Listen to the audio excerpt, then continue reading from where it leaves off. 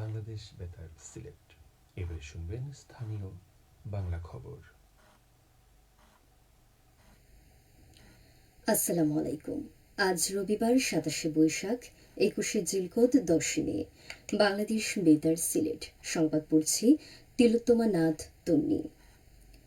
আসন্ন পবিত্র ঈদ উল আজহা উপলক্ষে সারা দেশে ঘরমুখো মানুষের যাতায়াত সহজ করতে অগ্রিম ও ফিরতি ট্রেনের টিকিট বিক্রির সূচি প্রকাশ করেছে বাংলাদেশ রেলওয়ে।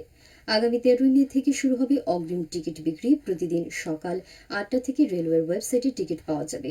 একজন যাত্রী একবারে সর্বোচ্চ 4টি টিকিট কিনতে পারবেন, তবে ঈদ উপলক্ষে কেনা কোনো টিকিট ফেরত বা রিফান্ড করা হবে না।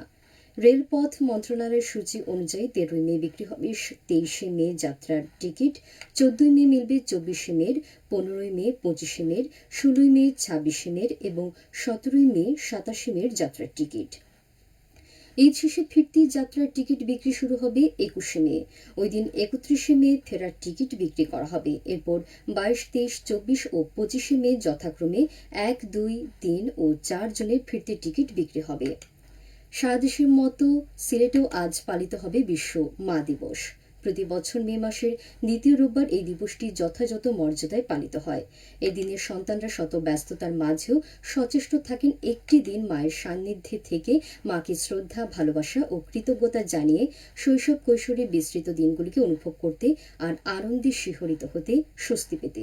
দিনটি মাতৃত্ব ও মাতৃসত্তার গুরুত্ব এবং তাৎপর্য স্মরণ করিয়ে দেয় পৃথিবীতে আমাদের পদচারণার মূল কাণ্ডারিকে। দিবসটি উপলক্ষে আয়োজন করা হবে নানা কর্মসূচি। রেলপথ মন্ত্রণালয় ও সড়ক পরিবহন বিভাগের প্রতিমন্ত্রী হাবিবুর রশিদ বলেছেন, সিলেট ঢাকা রুটে ট্রেনের ইঞ্জিন সংকট সমাধানে সরকার কাজ করছে।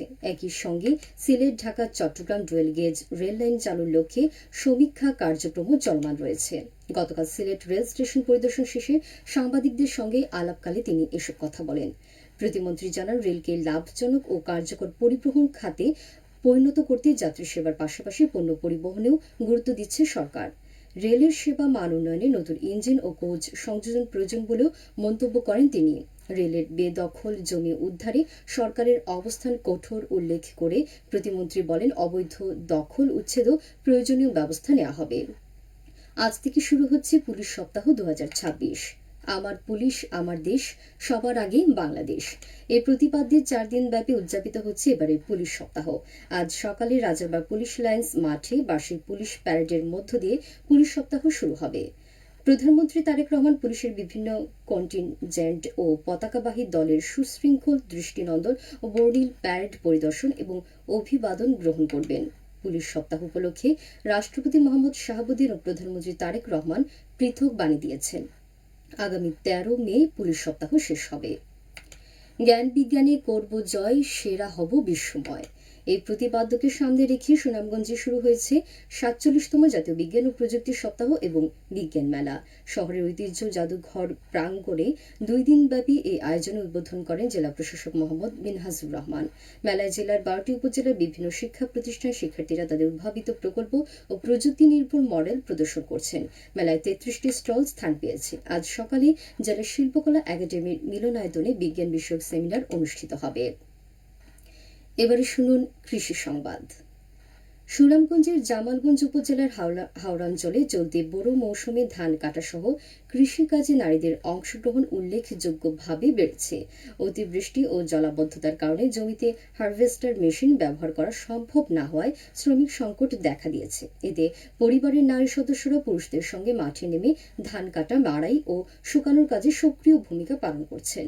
হাওরের বিস্তীর্ণ মাঠে এখন পুরুষের পাশাপাশি নারীদের ব্যস্ত সময় কাটছে। কেউ ধান কাটছেন, কেউ ধান বহন করছেন, আবার কেউ খলায় ধান শুকানোর কাজে ব্যস্ত।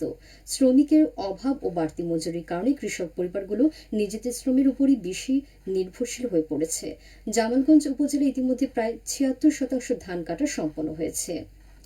খেলার খবর। দাবা। নতুন করে স্পোর্টস ২০২৬-এর দাবা প্রতিযোগিতায় সুনামগঞ্জ জেলা পর্যায়ে চ্যাম্পিয়ন হয়েছে আয়ুষী দাস পড়শি। শান্তিগঞ্জ উপজেলার হয়ে অংশ নিয়ে সে 5টি ম্যাচে অপরাজিত থেকে এ সাফল্য অর্জন করে। জেলা চ্যাম্পিয়ন হওয়ায় এখন বিভাগীয় পর্যায়ের খেলায় অংশ নেওয়ার সুযোগ পেয়েছে সে। প্রতিযোগিতায় রানার আপ হয়েছে জামালগঞ্জ উপজেলার শিক্ষার্থী রূপকথা রায়। জেলা ক্রীড়া সংশ্লিষ্টরা জানান, নতুন প্রজন্মের শিক্ষার্থীদের মেধা ও মনন বিকাশে দেওয়ার মতো বুদ্ধিবৃত্তিক খেলাধুলা গুরুত্বপূর্ণ ভূমিকা রাখছে। সবশেষে আবহাওয়া। আজ বেলা 1টা পর্যন্ত পূর্বাভাসে বলা হয়েছে সিলেট সহ পার্শ্ববর্তী এলাকার জন্য কোনো সতর্কবাণী নেই এবং কোনো সংকেত দেখাতে হবে না। আজ সিলেটে সূর্যোদয় হয়েছে 5টা বেজে 11 মিনিটে এবং সূর্য অস্ত যাবে সন্ধ্যে 6টা বেজে 27 মিনিটে। সংবাদ শেষ হলো। পরবর্তী স্থানীয় সংবাদ প্রচারিত হবে দুপুর 1টা বেজে 5 মিনিটে।